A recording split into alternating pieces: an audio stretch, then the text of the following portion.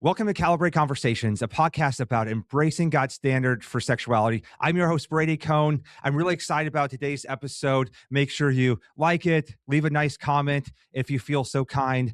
But today we have some special guests, Matt and Andrea Crum from Texas. They have a ministry, Genuine Family Ministries, and I have really appreciated getting to know them the last few weeks, hearing their heart for people. They minister to parents with whose kids have transgender issues. They have a book called Christ Over Culture. And today I want to give them the opportunity to tell you all about it and share some of their teaching on gender roles, feminism, all kinds of cultural issues that we need to be equipped to really navigate and understand how culture has maybe affected our families, our lives, and even maybe crept into our form of Christianity that we need some correction on. So welcome, Matt and Andrea.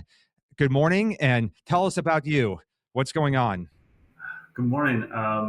Well, we're Matt and Andrea Crum with Genuine Family Ministries. We are, as you said, in Texas, and our ministry is all about equipping parents to stand firm on their faith, and so they take that learning and teaching and to teach their kids to stand firm on their faith in this culture because of all the stuff that's coming at them these days with transgenderism, LGBTQ, just the stuff that's going on in politics or whatever. But it's all about the foundation of the Word of God, the Bible, what that says, and how to notice those things when it comes in the worldview compared to the Christian worldview. And so, yeah, that's pretty much it in a nutshell. So Awesome. Yeah, obviously, tell us a little bit about your past. You guys are believers. You've raised, you still have a couple of kids at home. You're raising your kids. What issues or what happened in your own lives that made you decide, gosh, we have got to start investing in some people and equipping the church? Was there any particular things that you saw, or was it just over time that you saw that the body of Christ really needs to be equipped in the area of a biblical family? Yeah, I would say, probably a lot of it started with our own just realization of where we had prioritized wrong in our own family, and where we had made work and career and all these other things more important, and started to really focus on our faith, focused on just following what God had been calling us to. And in that process, I know for me, I had got let go from my job, and I was just really trying to figure out, Lord, what do you have for us next? And really asking him for the first time, what do you have for us next? And we had already started the process of really making sure we were being intentional in our family. And through that process, though, the Lord really started opening my eyes, just as I was talking to other women and I was having coffees and I was figuring out, realizing that Lord was calling me to minister to these women, that there's a lot of people out there, a lot of quote unquote Christians who seem to have some progressive beliefs, specifically around the topics of LGBTQ, maybe unity conversations related to racial conversations, and just really started to try to think through, is this because people are compromising their beliefs, like they're just not really firm in what they're believing, or they're willing to just not stay firm because for the sake of relationship? Or is it because that people don't really know what they believe? And I think there's a combination of the both. But what we really want to focus on with our ministry is just helping people know what they believe and why they believe it. Because when you're talking about the gospel, you're talking about sin and salvation. And these are really the cornerstone of the conversations we need to be having, and not ever, of course, approve anything that supports sin, and but also be compassionate with people who are in it. And I think that's been one of the most exciting things that God has done in our lives through it, is really making sure that we can minister to people who are actually in some of these ideologies or fallen victim. I call them victims because I think the world tells them it's okay. And Yes.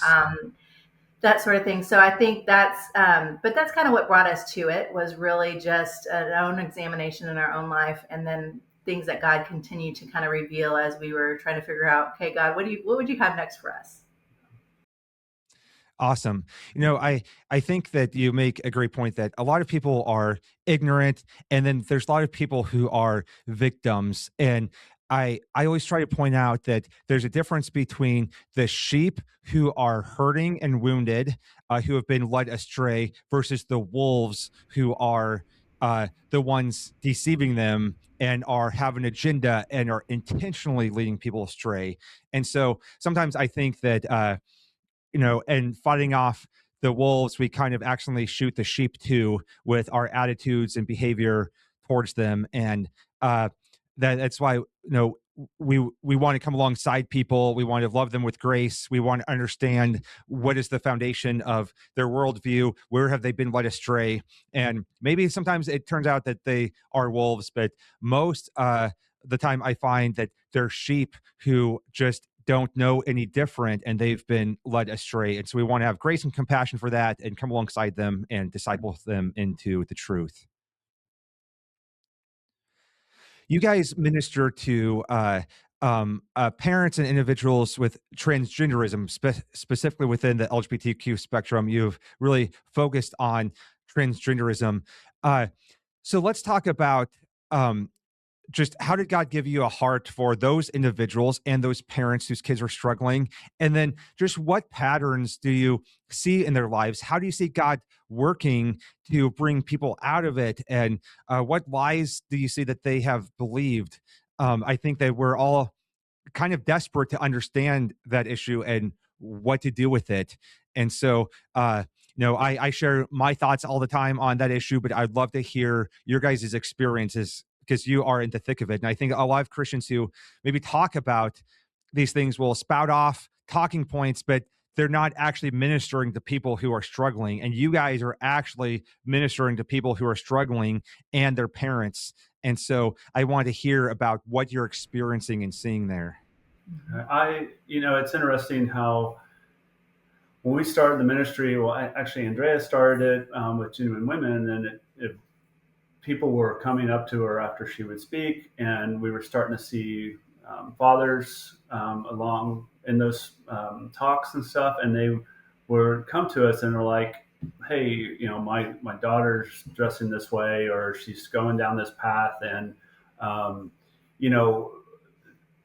with that, it was kind of a direction that we didn't know our ministry was going to take, or branch off of our ministry. But so we had enough people come to us after and just to talk about that, and we're like, okay, well, maybe we just need to get a group and just kind of talk and get these people together, and not only guide them in biblical truth, but also where they can also talk with each other. They're going through certain circumstances together, and so and I think personally that's one of my favorite things about the group is that people were telling them to go to biblical or to Christian counseling, and well, the counselors are affirming their kids, and so they were able to share those experiences with each other and learn from each other. One group of parents could be just starting out, where another group of parents have been in it a couple of years and can say, hey, this is what you need to do. We know where you're at, and to give them encouragement that things are going to get better. Things do get better. And I think one of the biggest things I think that we've given advice with the parents is about the pronouns, because a lot of those kids want, their first thing they want is to be, called their preferred name, or their pronoun or whatever. And I think once you open that door, it's hard to shut it. And so, absolutely. So I think that's the biggest thing we've kind of encouraged them to start off with, is just call them by their name, because that's what God has given them. And I think my wife has said That's the name that the that's parent has given them. yes, And it's like, the parents gave birth to them and named them, and the parent knows who they are.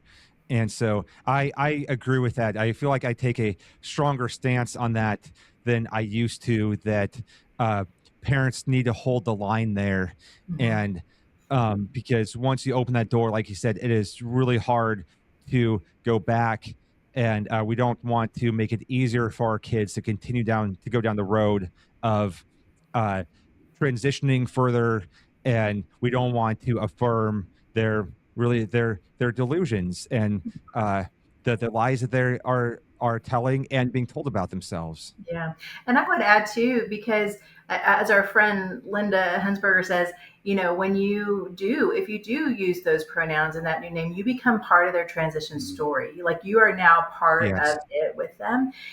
And they don't stop there. absolutely. That's a very common theme you hear, is they don't stop there. Once you give into one ask, then there's another ask, then there's another ask, and then it's Mhm. medicalization and surgeries and all the things. It's And so always a moving goalpost. And it's always so, a moving goalpost. parents sometimes think, well, if I meet them in this place, then I can still keep relationship with them and it'll be fine and it'll help me have an influence. But then the goalpost is always moving, and then they demand something else.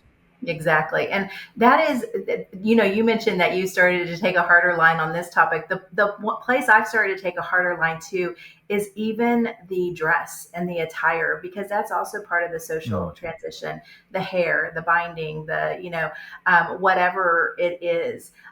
Because I think we can look at culture and we can say, okay, the fact that women wear dresses or that we shave our legs or whatever it is, these are social constructs. Maybe these are things that we've just decided as a culture, and who really cares. But they do signify something in culture. They do signify, they have a symbol, they mean something to people. And I've also found that yes. a lot of parents, because they're trying to figure out how much leeway can I give my kid without alienating them? How do I hold this line? It's very tricky. I mean, they're dealing with a lot of Absolutely. tension, right? Of trying to keep this relationship and trying to minister to their child and also not alienate them and ostracize them to the point that there's not a relationship anymore. It was very challenging. But I do think so. I've seen a lot of parents say, okay, fine, you can wear those clothes, right? Or you can do that to your hair. But that is part of the transition. And when they're doing that, they are putting on a mask. They are starting to assume the identity. And that's really, I think, the slippery slope, and where all of this really begins is once they start assuming the persona, whether the name is used or not. I think that's when it gets really difficult to start pulling them back. Absolutely. And I think that it can be hard for parents to discern because uh when it comes to like the gender norms, like every culture is different, and I think it's important that it's like, okay, this does mean something. Wearing a dress does mean something in our culture. And sometimes I hear people making excuses of like, well, in other cultures, that's not how men dress, or that's not how women dress. Like, well, but we aren't living in other cultures, we're living in this culture.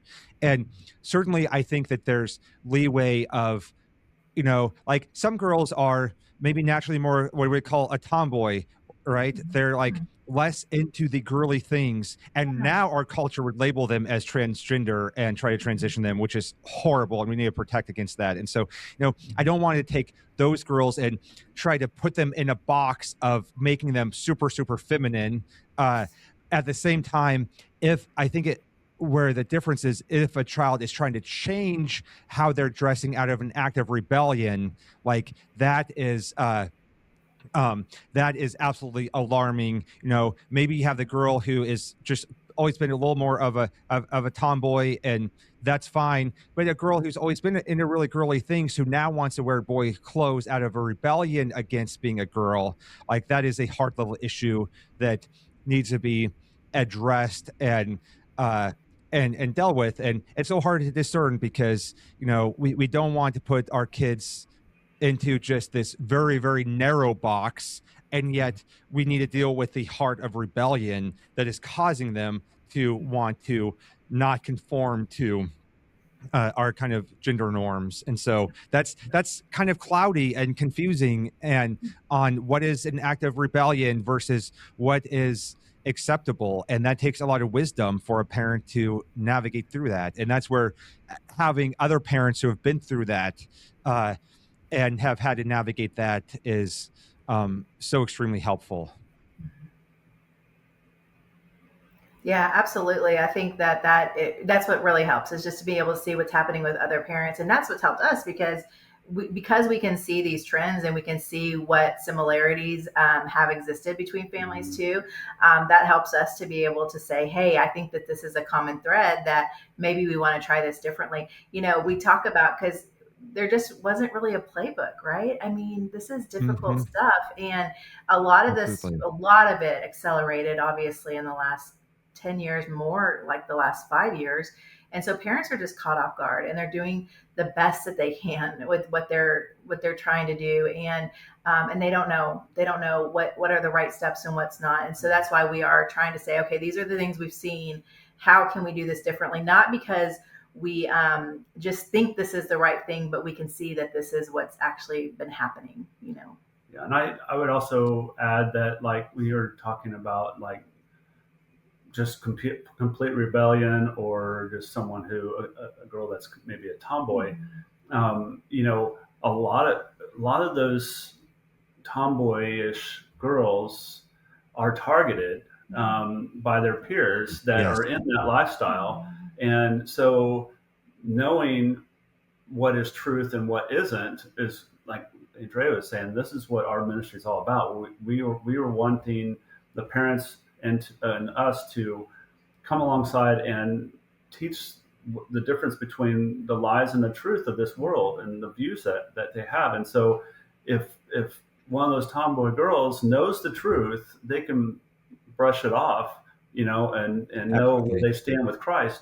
But a lot of those people get targeted by their peers that are in that lifestyle. And that's something that they obviously need to be aware of. So.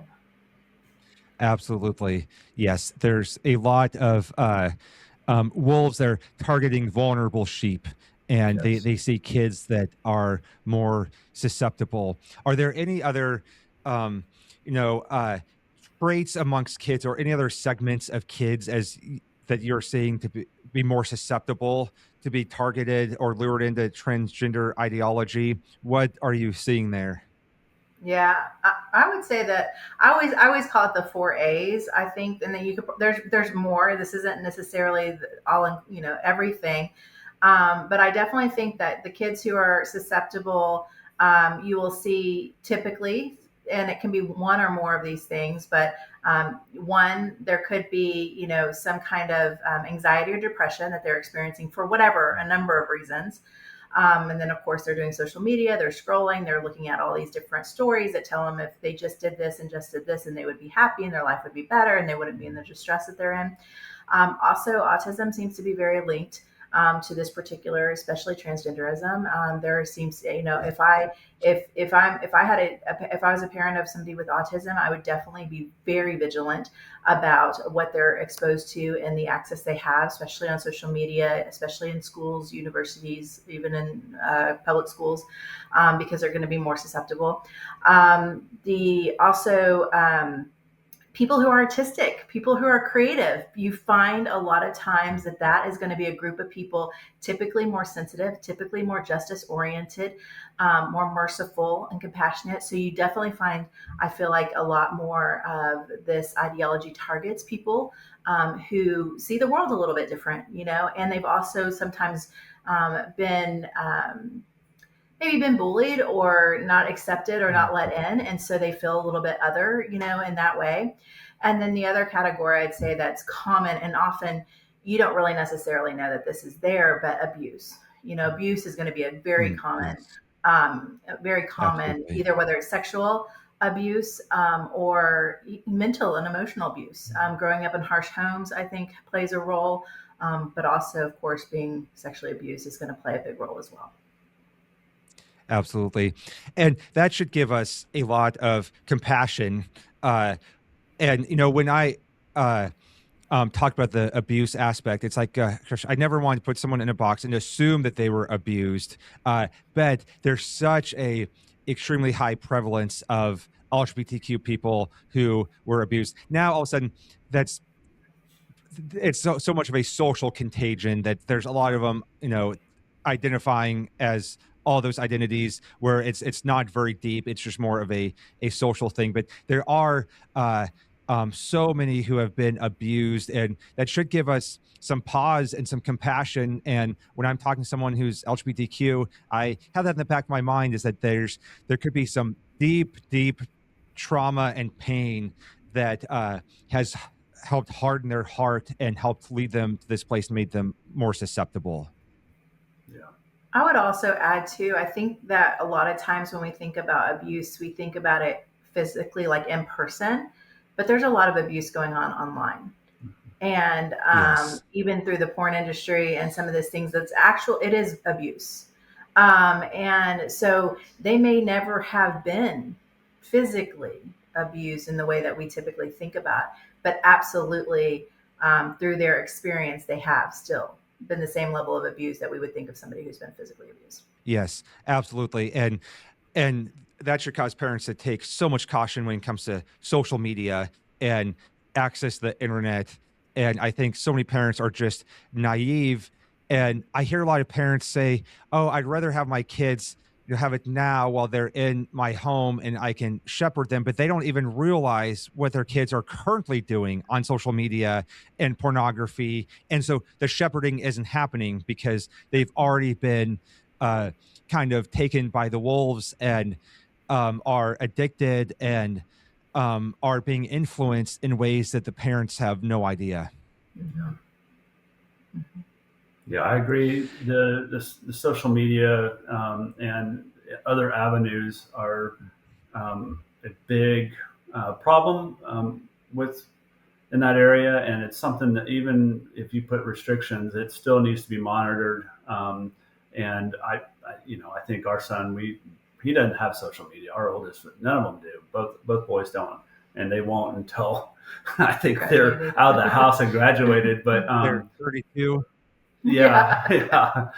I mean, we didn't give a phone to our oldest until he was a freshman, and that was just mainly necessary because he's playing sports and needed to be picked up and stuff like that. So, but yeah, I think you were right on the nose with the shepherding. I mean, yeah, they want to give them a phone, but they're not, even monitoring or anything like that, and that's where the big dangers come in. Yes, absolutely. I want to take some time and talk about feminism.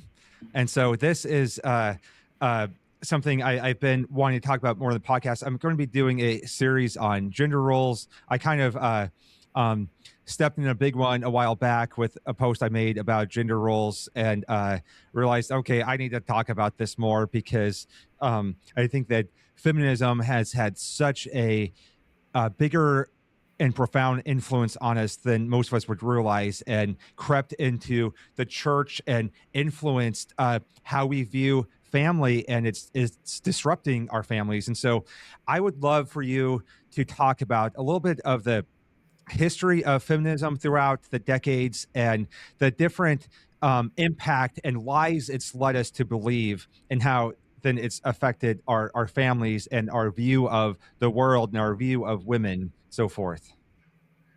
Yeah, this is personal, I think, to me, and I think our family, because I definitely bought into so many lies of feminism, and I didn't even realize it. Like, I totally would have told you I was anti-feminist. Like, I didn't believe in a lot of the ideas, like abortion and all these kind of things, bodily autonomy, like all the things that are part of the cultural vernacular today in terms of sex positivity and so many things. So I didn't believe in any of those things, but I think I definitely bought into a lot of the lies in terms of women empowerment and what I can do, anything you can do, and and I can have both the family and the career and juggle it all, and so I definitely believe I really fell into that lie, and so it's personal to me, and I think we're really seeing how God has really showed us what it needs to look like in the home. So I'm very thankful to the Lord for his grace and for showing us a different way, because I definitely was all about my career for a long time. But I would say, so feminism, just the phases of feminism, the first wave, if they call it the wave, was really over 100 years ago. And it was around the 1850s, 1860s. And it was really about women's rights to vote. I mean, that was a lot of it. There were other issues in there as well, property rights and things like that. But it was really a lot around the right to vote. I think if you talk to most women, that they would say, hey, that seemed like a really good, part of feminism. We like that part of feminism. I think it had its trouble even then, but for the most part, people were pretty much think, okay, we understand where they were coming from. I think it was definitely, a rejection of maybe feeling oppressed in the home, maybe men maybe taking more liberties sometimes, and being, not taking care of the home like they needed to in terms of protecting and loving and serving their families, So I think there was some of that going on in the culture. Of course, can't speak to it, wasn't there, but that's my impression based on what I've read. But then you get to second wave feminism, and that's really when you get, I think, to what we're really seeing the explosion of today, which of course was the sexual revolution. This is when 1960s, 1970s, this is when women wanted to have everything. They wanted to have everything men had, and they wanted to have sex without consequences. They wanted to have the job. They wanted to go out. And several things were happening in culture in that time. You had no-fault divorce, which was brought into law. You have the abortion legalized, and you have the pill. And so you had a lot of things happening on a government level that were actually allowing this kind of progressive stance for women to continue on. And what we saw really, and what we see as a result, I mean, Matt and I are both, we come from broken homes, and so, and you saw that. That's what you started to see: broken homes, broken families, parents, more divorce. You saw the woman leaving the home, the husband working two-income families. And so now you've got a whole bunch of kids who are growing up without that guidance from their parents in the home. And then as you get into third wave feminism, which is really like 1980s, 1990s, this is when intersectionality. So this is a term that basically means looking at the oppressed categories, the marginalized categories. And basically, if somebody has more than one category that they're part of, if they're gay and woman, then they have, multiple intersections. And so their plight is maybe more important, or they have more injustice that they've experienced in life. And so their lived experience is more important than others. But that's when you start to see this whole conversation around not just what has traditionally been called the white woman's second wave, was really kind of the white women feminist movement. And then as you get into third wave, it's really considered more of the more inclusive wave of feminism that was talking to issues that Black women were experiencing, issues that LGBTQ women were experiencing. And so they look at it more as something that was, you start to see more conversation around those things. And then fourth wave feminism is what we're in today. And it's really just a conglomeration of so many things. You definitely see more trans rights in fourth wave feminism. You saw fourth wave feminism was kind of kicked off by the Me Too movement, which was a social media really movement platform after a lot of things that they were talking about with Harvey Weinstein and some of these people, Jeffrey Epstein, all these kind of things were going on in culture. And so there started to be this conversation about sexual abuse that women had experienced. But then you also see more of a sex positivity conversation coming out. So it's kind of a conglomeration of a lot of things. It doesn't have any one, I would say, guiding post, which is why it feels a little more chaotic, I think, than the rest of the movements that seemed a little bit more cohesive, or at least they had a primary goal that they were trying to reach for. So all of these things, these are the waves that just continue to progress. And it's really had a huge impact on the home. It's had a huge impact on women. It's had a huge impact on the way that we view ourselves. Like, I definitely didn't see myself as the nurturing mom type. I just believed I was this, assertive boss woman, and I think a lot of women find themselves in that kind of position, especially if they didn't grow up in a family where there was that, two parents, two biological parents raising you, that sort of thing. There's a lot of misconception about marriage, what it's supposed to look like. And then we're out here trying to do better for our kids sometimes.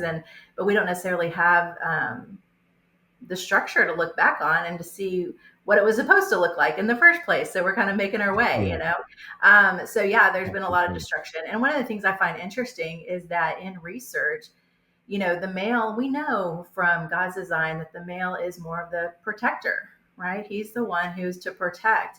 And they find that in research that kids who don't have the father in the home, they feel less secure.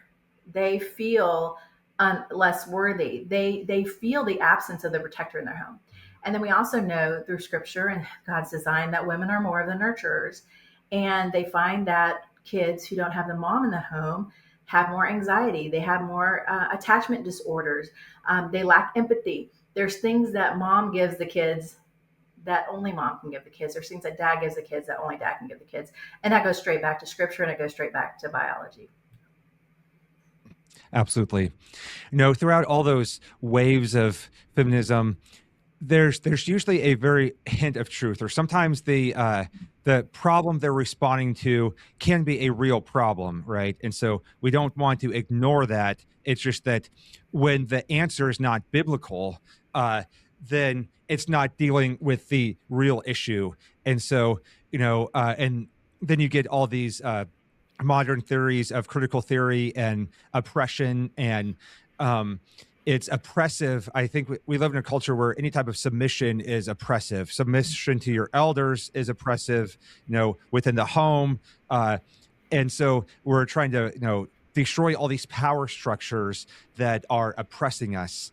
And we should take, like, real abuse happens, and we should take that seriously. And sometimes that's been overlooked. It's been covered up by church elders and pastors, and we that should be taken extremely, extremely seriously. But the problem, again, I think I said this earlier, the problem isn't God's design for gender, sexuality, family. The problem is sin. And so we should take sin issues seriously.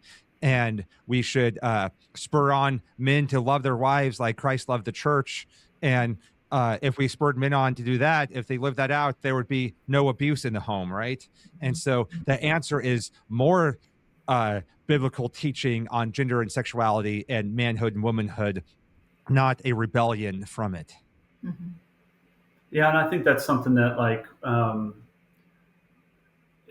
when we started the ministry together, and but I was doing a lot of behind the scenes stuff, where she was kind of leading the way in the direction of the ministry, and the Lord really kind of got hold of my heart, and I think it was on her heart too, that I needed to come along and be in this 100%, and lead this ministry like I lead my home, the way God intended it to be. And it's always struck me when she was talking about how, the differences if one of the parents is out of the house, the effects it has on the kids, and the different paths that they could actually go down with the absence of a father or a mother.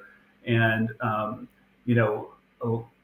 lot of that is due to it's just they need to have both parents in the home, and the father leading the way, and the way the Bible has said for it to happen.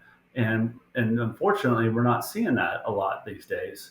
And even if they have both parents in the home, how many of those parents are actually following what the Word says and leading their family? And so I think that's something that obviously needs to be addressed, and hopefully what our ministry is helping that do. Yeah, and I think to your point, I just am a firm believer that the Bible, Scripture, God's Word, God's way, God's design works for every single person, every single time, regardless of your gender, your socioeconomic status, your ethnicity, where you were born.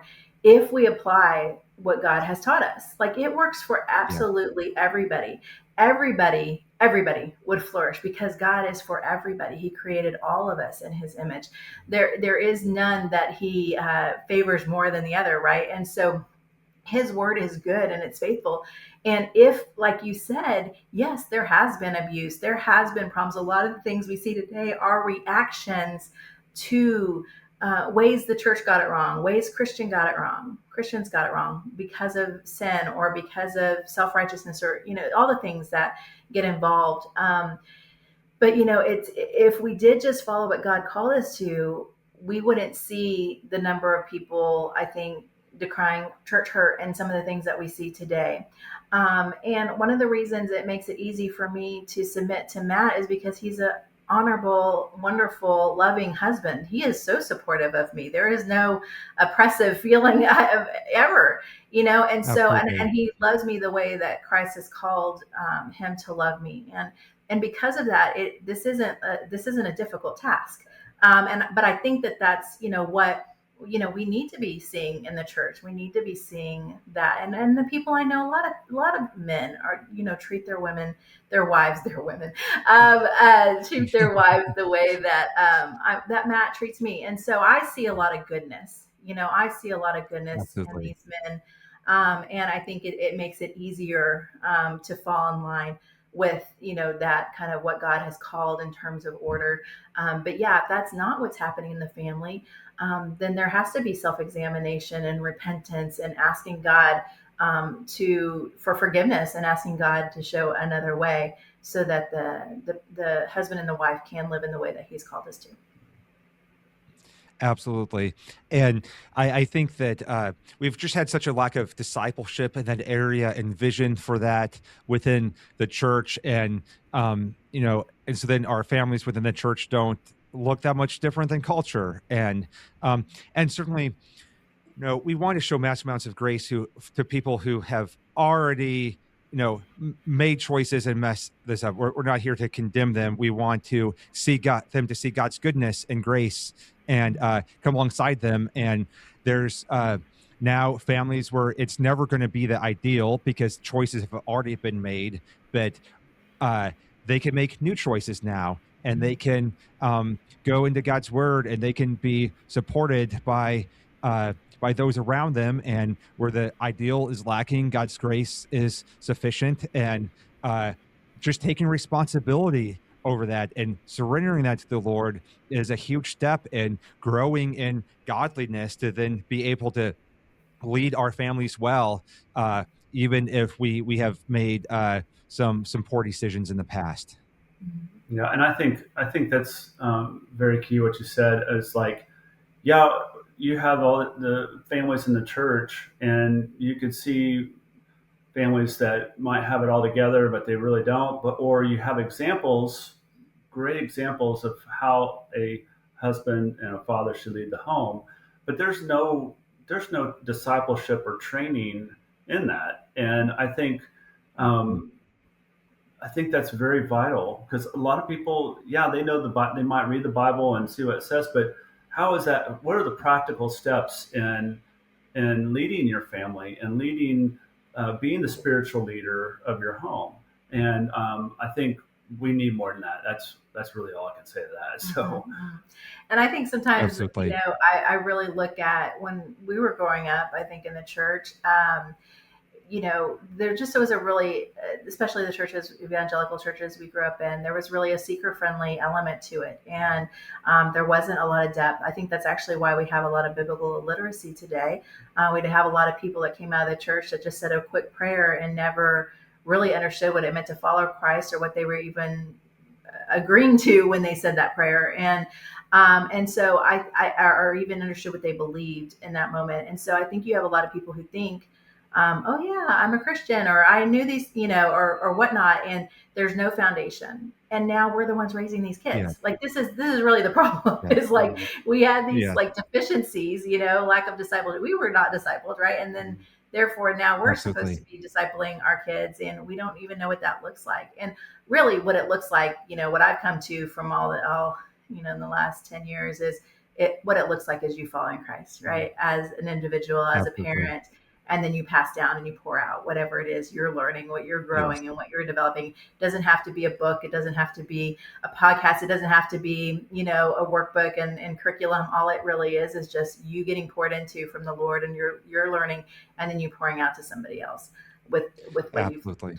and it really can look like that. But it has to start with us doing the work and leaning into the Lord. Yes. As I reflect on kind of the era I grew up in the 90s, I was kind of in and out of church as, our family was in kind of a messy spot and we weren't always involved with church. Sometimes we were. But I think that one of the misconceptions was that a dad's only job is to provide. Uh, and they might say that they'd be like a fiscal protector, like, if someone tries to break in my house, I'll get them, right? And so I saw a lot, at least this was just the Christianity I grew up with, a lot of the acceptance of a dad should be providing for his family.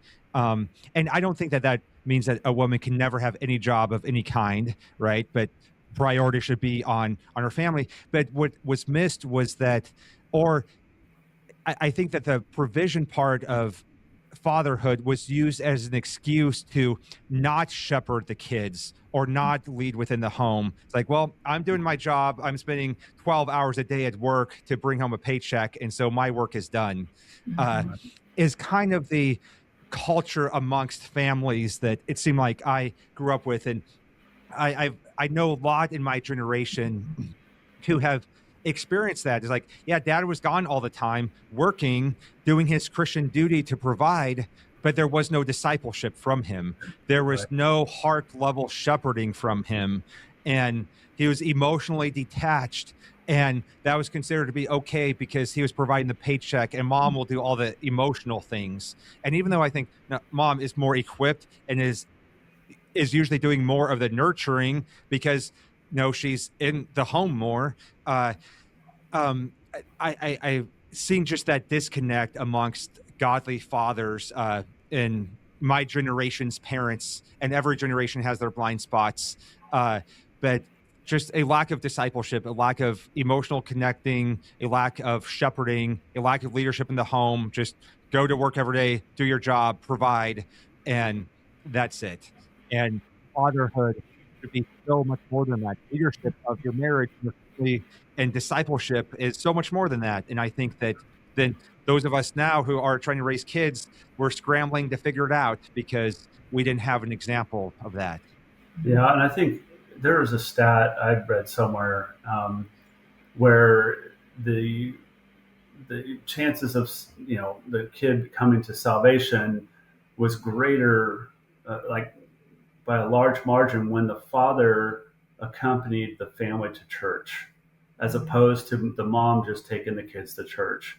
And that Yeah. really, I can't remember what the stat was, but that really stood out to me. Just the act of going to church with your kids speaks volumes to them, and they see that as a leadership, a spiritual leadership thing, even if it's subconscious, but it's there. He is going. He's taking the family to church, and that always just stood out to me as just a powerful thing. Just what the Father has on the family. And we have to rethink the way that we're looking at work, in our culture. It's interesting. I think people would be surprised because if they ask me what is the greatest threat to the family or what's the greatest threat to Christians, I actually wouldn't say the culture. I would say it's our busyness, it's our lack of priorities, it's the focus on work and career and big houses that have taken a lot of times the husband and sometimes the mom out of the home. Dads who travel all the time, working a lot of hours or whatever it is. For me, it was me doing a lot of those things. So whatever that looks like, we have to reprioritize and we have to stop trying to live a life that the materialistic life, the caring about things that just ultimately don't matter. I think a lot of kids, I know Matt and knowing his story and mine, it's like, would have forgone big houses and big cars for time with our family, right? And time with our dad, Absolutely. time with our parents. Yes. And I think that is what is missing a lot of times. So there's just this lack of realization and intentionality of saying we're going to sacrifice some of these material things so that we can be together more as a family. And so even with our Absolutely. kids, I'm really trying to encourage them, start your own thing, ask God what he has for you. Don't go into this corporate, world. Don't think you have to go to college. Don't think you have to do these things that the world says you have to do. Build something on your own so you have flexibility with your family, so you can be there. Matt and I are both home. We both get to work from home and be there with our kids. He does 50% of the homeschooling and I do 50% of the homeschooling. We are here, and that's a big deal, but that's because that's what we've cultivated over the last 5 years. That wasn't easy. There was a lot of sacrifice. It's been very painful. That's a whole other conversation, but but it's been worth it. And even recently I was reading something about how I think there's just stats that talk about, especially young boys, right? There's a time when they start developing and growing and they stop needing their mom as much and they start needing their father more. It's around the time of 11, 12 puberty type age. And so it's essential for the husbands and the fathers to have cultivated the relationship up to that point, and then to even be there even more, I think, as they're growing into adulthood. Absolutely. And this modern concept of the father working outside the home is a relatively new thing in history. It wasn't since, it's only been since the Industrial Revolution that most fathers work outside the home. Before, it was like everyone, it was an entrepreneur providing a good or service, and it was like the family business, usually run from home, and kids worked with their parents. And if you had a blacksmith shop or whatever it was, you work together with it as a family. And so kids spend their entire childhood with their parents. Yeah. And I think that we've just become so hardened to that, and it seems so impossible. And certainly I honor, parents who do what they have to provide for their kids, but we should have a better long-term vision, right? And so, and we should make career choices accordingly that allow us to spend as much time as possible with our kids and be intentional with them, and not career choices that are going to take dad out of the house for 12 hours a day or whatever it is, and be completely disconnected from their kids. It's like, I know a lot of families where it's like the kids don't even know what dad does for a living. He just leaves for 12 hours a day and then comes home and says goodnight. And I think that it's tragic. And again, it's like, I understand parents have to provide for their kids, but then let's figure out a long-term plan for how this can change in the future, whether it's a smaller house, a different career path. And let's disciple our kids to make that priority. But there's so many Christian households where the priority is like, go off to college and get the best job to have the best retirement someday. And we've got to disciple our kids with different priorities in their lives. Mm-hmm. Mm-hmm. And I think we also have to be real. I mean, I know this was true for me, and I know this is true, I'm sure, for a lot of men too. I got a lot of accolades at work. I like productivity. I like getting things done. It felt great to be recognized. And I think a lot of us, and then we come home and there's not that same level of appreciation, because now it's hard work and the kids may be doing other things. They may not even want to spend time with us at that moment, or there's more to do. And it just is taxing on a whole other level that it doesn't feel as rewarding at the time. But it is so rewarding, and it does develop fruit. And there is, like, we're just so thankful we have such a sweet relationship with both of our boys in our family. We're very close, and if we had been on the trajectory we were 10 years ago, it would not look like this, it wouldn't look like this at all. And so we're very thankful to have made those shifts. But I think we also have to be real with ourselves, like, what's driving me to always want that job or that work or whatever it is, because Absolutely. there are internal motivators that a lot of times are driving us that we have to admit to. Yes. And that's where we all just need some discipleship to examine our hearts. What am I getting out of my job that I need actually some security in Christ instead? And like you said, is my job a place where I'm seeking too much affirmation? Am I seeking escape? Am I is mom working outside the home so she can escape the chaos of the kids? And like, we can admit those things. We're all sinners. We're all broken. We're all fallen. And we need some discipleship to discern what is going on in our heart and what is driving the decisions that we are making that then is affecting our kids. And I think, and that's where feminism doesn't allow us to ask those questions. And we need to be asking those questions of ourselves and others around us, and us, submitting them to the Lord and finding our value, our identity, our hope from the Lord. And that means that we can spend more time at home in the midst of the chaos in a what feels like very thankless role at times, because our security and our value comes from the Lord. And we see the bigger picture, and we have people spurring us on and encouraging us, and showing that what we are doing does have value. I completely agree with that. So Yeah. Awesome. Well, I want to end by connecting people with your resources. You guys wrote a book called Christ Over Culture. Tell us a little bit about the book.